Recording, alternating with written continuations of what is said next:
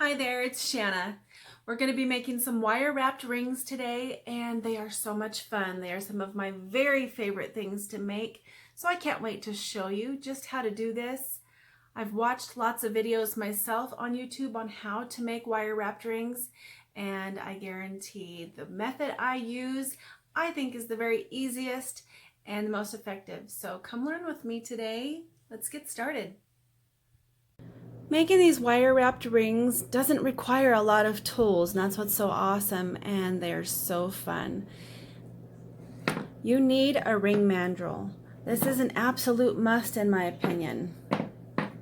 This ring mandrel has all the different sizes that you need to make any ring size, so whether you're making them for yourself or for a friend, it can be a perfect fit. My preferred mandrel has this little groove, and I'll show you how I use that when I'm doing wire wrapped rings. You need a ruler, flush cutters, needle nose pliers, a rubber mallet, 20 gauge wire, and some beads or gemstones. First, cut a 2-foot length piece of your 20 gauge wire.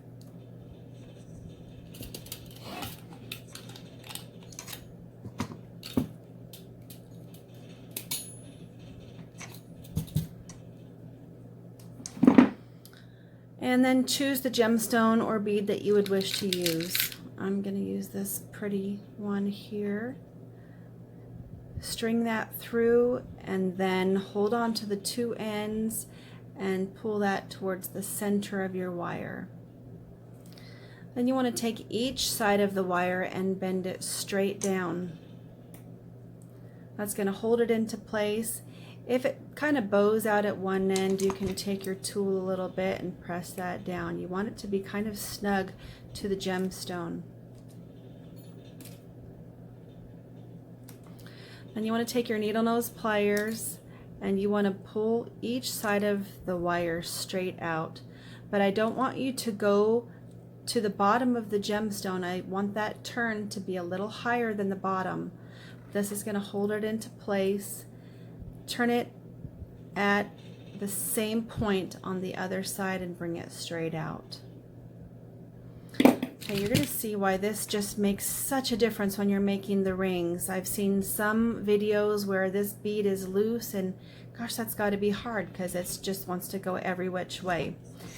So what I do on this mandrel is that bead just sets right in that groove. It's so easy, you guys.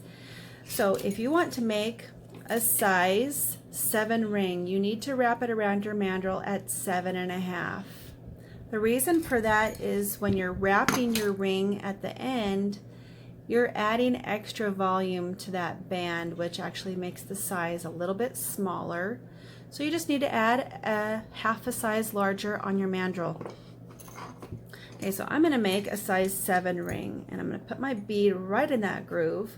And then I'm going to wrap the wire around 3 times. It's essentially just going to need 2 wraps on one side and 1 wrap on the other side. Crisscross it over the gemstone on either side here. And kind of hold it into place with one hand on your mandrel, pulling all of those band wires together, and then you're going to pull. As you're holding with these 2 fingers snugly, pull and get the extra slack out of there. Let's double check our size. Whoa, we're up at 8. I want this ring to be a size 7, so I'm going to pull this down to 7.5. It's in place now. Everything's going to get all cinched up.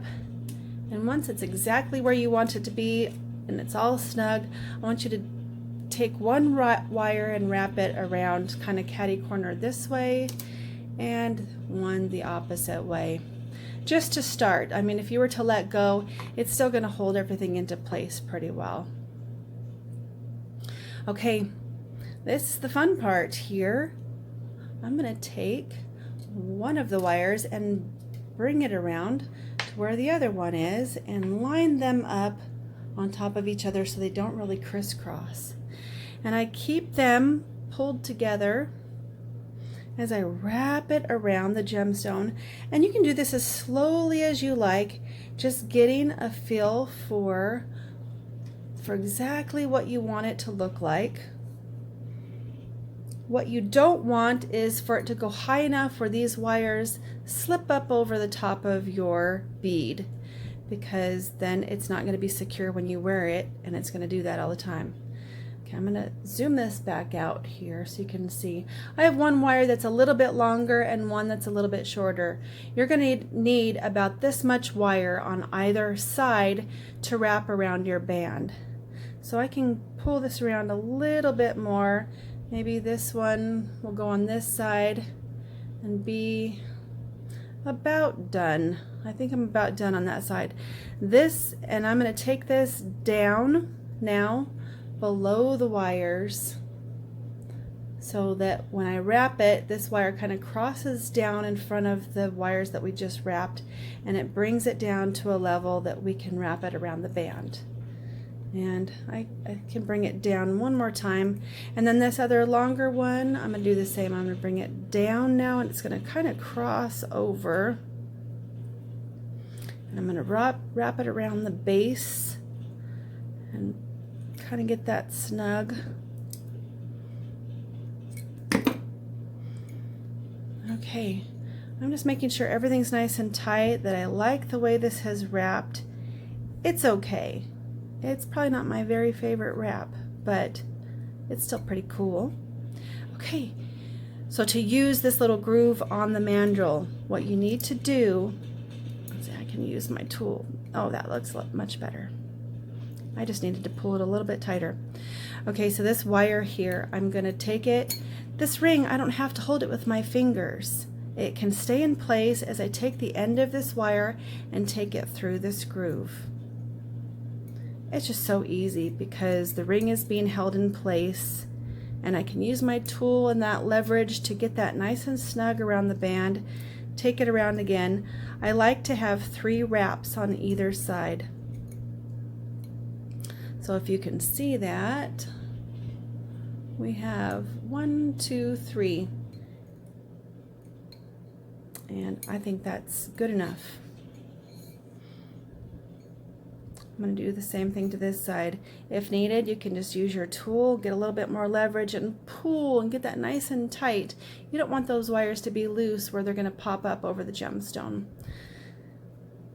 So I take that and wrap it through that groove. It's just a perfect spot to do it. It's tight around the rest of the mandrel, and you have that little space to get that wire through easily while you have control over the ring. So pull it snug, wrap it through again, and that's all you do. Okay, we're going to slide this off. These wires that are around the band here, we need to snip them off, but we don't want it to extend past the band because we don't want any sharp edges. So if you lift that up slightly and then snip the end of that so that it doesn't go beyond the band, and then take your needle nose pliers and push that down.